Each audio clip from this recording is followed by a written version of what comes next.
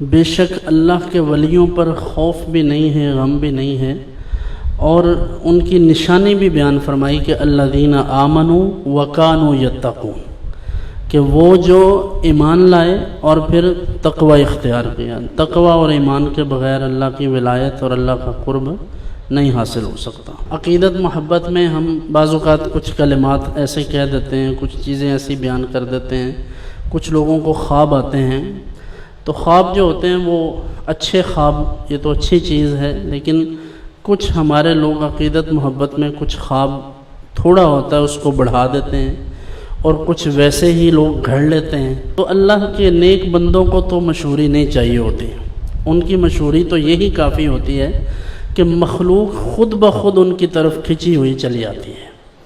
مثالیں اس کی موجود ہیں، انبیاء کرام علیہم السلام سے لے کر آج تک کے جتنے ہمارے اولیاء کرام ہیں ان کو آپ دیکھیں کہ وہ جہاں بیٹھے ہیں وہاں اللہ تعالیٰ نے رونق لگا دی ہے، اور یہ احادیث میں اس کی باقاعدہ دلیل موجود ہے۔ نبی اکرم صلی اللہ علیہ وسلم نے فرمایا کہ جب اللہ تعالیٰ کسی بندے سے محبت کرتا ہے تو پھر جبرائیل علیہ السلام سے فرماتا ہے، ان کو بلا کر فرماتا ہے کہ میں فلاں بندے سے محبت کرتا ہوں، تو بھی اس سے محبت کر۔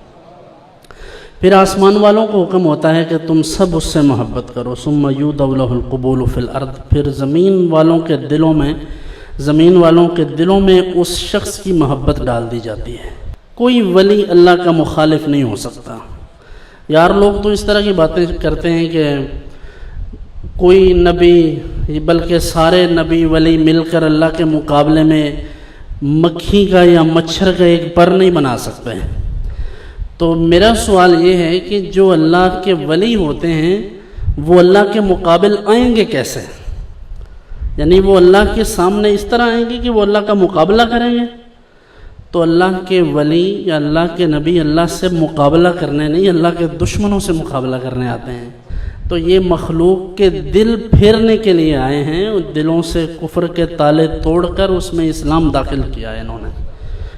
یہ ہندوستان کی یا پاکستان کی یا اس زمین کی بات نہیں ہے، آپ دنیا کے کسی کونے میں چلے جائیں، آج بھی اگر کوئی سسٹم لوگوں کی رہنمائی کر رہا ہے تو وہ صوفیزم ہے۔